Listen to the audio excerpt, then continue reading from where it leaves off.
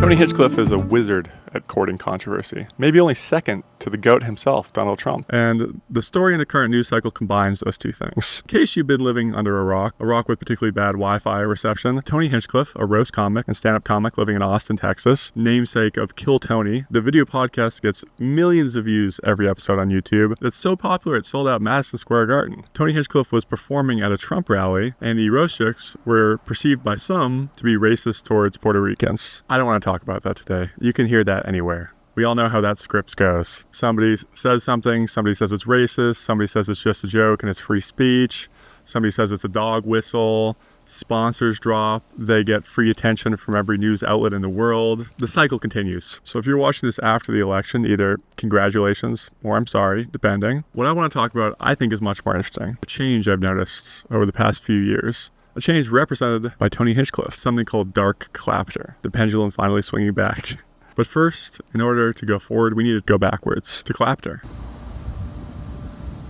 Are you familiar with the term Clapter? It's a new word that's cemented itself in our culture in about the last 20 years, and it's a portmanteau that refers to the words clap and laughter. And portmanteau is a word you can use to dry up every woman at the party. You take clap and laughter, smash them together, you got Clapter, and that's kind of what Clapter is. It's not quite a clap, not quite a laugh. It's when people don't really find something funny or appreciate the performance, more so they agree with something. Today I want to talk about it as an Austin comic. I think it's really interesting, and I've observed its rise and its recent change into something I call dark Clapter. Everyone's doing those outlines now with ChatGPT on YouTube where you put a question mark up here. I'm not going to do that. That's corny as hell. But what I will be talking about is the history of the word, its surprising history, where it comes from, what it means, the rise of dark Clapter, and how it relates to our culture.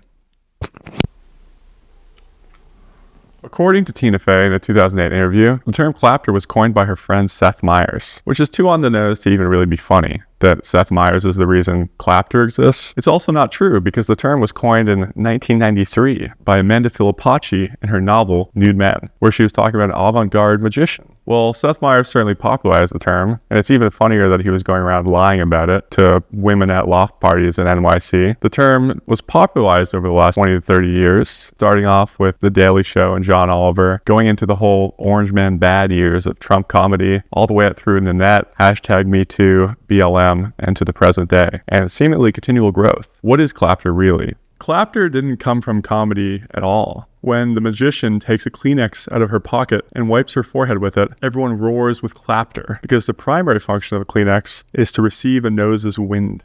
The magician does a trick by using a Kleenex as if to blow her nose and then wipes her forehead instead. It's that simple. They set an expectation and then they subvert it. And those in the audience who are in on it enough to get it clapped, or give Clapter in this case. Sounds stupid?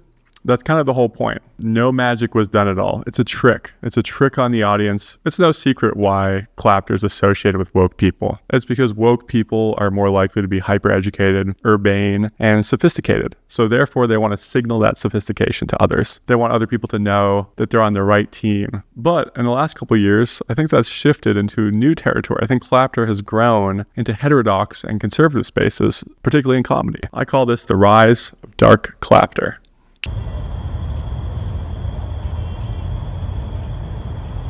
There was a running joke during the years of woke comedy that the pendulum was going to swing back. Well, the good news is the pendulum has swung back. The bad news is it brought Clapter with it. Living in Austin, Texas as a comedian, I've observed the people who imitate Tony Hinchcliffe and people like him with similar sensibilities, Legion of Skanks, Tim Dillon, people who really push boundaries, have about 1 million imitators. What this leads to is that they get Clapter for saying things that are edgy instead of writing a good joke that is edgy. People will get Clapter for making not even jokes, just points about homeless people, or saying something about trans people that's trans-aggressive, or just saying a slur, literally just uttering a slur. Not as part of a punchline in a joke, saying it. I've seen people go, whoa, yeah!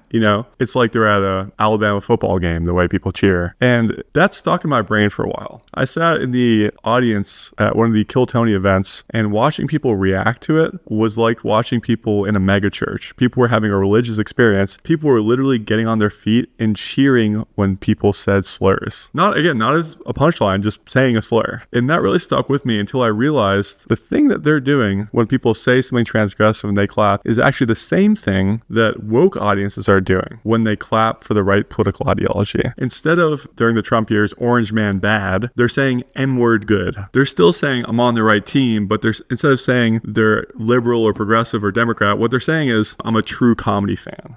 I get it. I get what real comedy is. I get that this is an ironic slur. I get that this is an ironic support of Trump. I get this is an ironic, racist character or homophobia. Sometimes it is, but sometimes it's not. Sometimes it's just bad, right? Sometimes it's just lazy joke writing. It really is just pandering. Every comedian has been on the receiving end of the wrong type of laugh and of Clapter. I've done gigs in like rural Colorado. You say a joke and it gets a cheer that's kind of off and you're like, oh no, I've written a manifesto instead of a punchline. Whoopsie daisy, time for a rewrite. People in the audience are collectors of the wrong type of World War II memorabilia, if you catch my drift. And the same thing politically during the Trump years and during BLM and Me Too. The incentives are really there to be sanctimonious. And so a lot of people stopped being funny and just started pandering and got Clapter. Now, the incentives are there for dark Clapter. People are pandering on the other side of the political spectrum and on the other side of the sensibility spectrum. People get dark Clapter for slurs. Austin, Texas is the dark heart of the swarm. And everyone's coming here because they're Joe Rogan's audiences, because they're Kill Tony's audiences. They're kind of a biased sample of people and makes really great comedy audiences. And because of that, a lot of comedians have gotten pretty lazy. In the same way people thought that they were on the right side of history for woke Clapter, and comedians felt like they were protecting democracy or fighting against, demagogues or whatever they thought they were doing. They felt by laughing at the right things that they're fighting against tyranny, which is crazy. However, the new version of that is people feel like they're the last true protectors of comedy. They're the last bulwark of free speech, which is equally as ridiculous. It's comedy, write a joke. I think people are pretty familiar with woke Clapter and the politics, but what exactly are the politics of dark Clapter?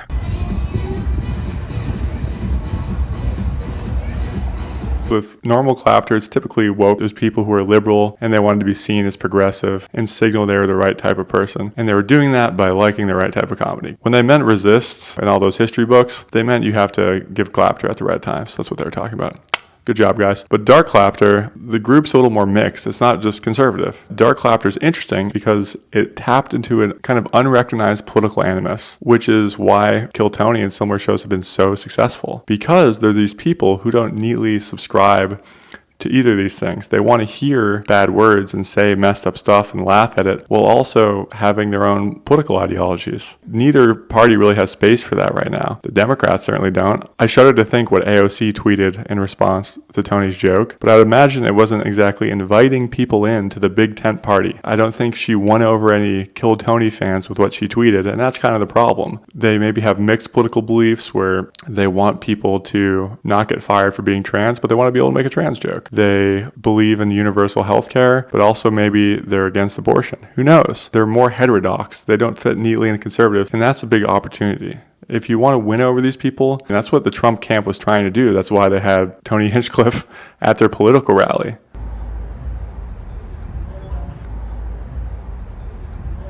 Does Tony Hinchcliffe receive dark Clapter? Sometimes? Absolutely. The type of show he's doing is conducive to that. But I don't think he's going out of his way to get it. I think he is somebody who, say what you want about him, is always trying to get a laugh. I think someone who imitates him and imitate people like Come Town, Sam Hyde, Legion of Skanks, that's where the dark Clapter lives. A lot of people watching it are taking the wrong message from it. Instead of saying you have to write great, quick jokes, they're saying it's cool to say slurs and slurs are funny. To tie it back into the original use of Clapter, magic without any magic trick being done, dark Clapter is for comedy without any joke. There's no magic trick, it's just a trick. Anyway, I do actually want to hear from you in the comments. Let me know, is Clapter a term you were familiar with before this video? Have you witnessed dark Clapter? What do you think of the whole Tony Hinchcliffe thing and how he ties into it? Do I actually want to hear from you, or is this something ChatGPT told me to do? Are you a true enough comedy fan to get how ironic I'm being? Because truth be told, I don't really even know, because I do want this video to do well, but I also think it's kind of whack to ask people to comment. Maybe that's the message of this video. Maybe they don't even know what they believe. Maybe Tony Hinchcliffe voted for Kamala. That'd be pretty funny.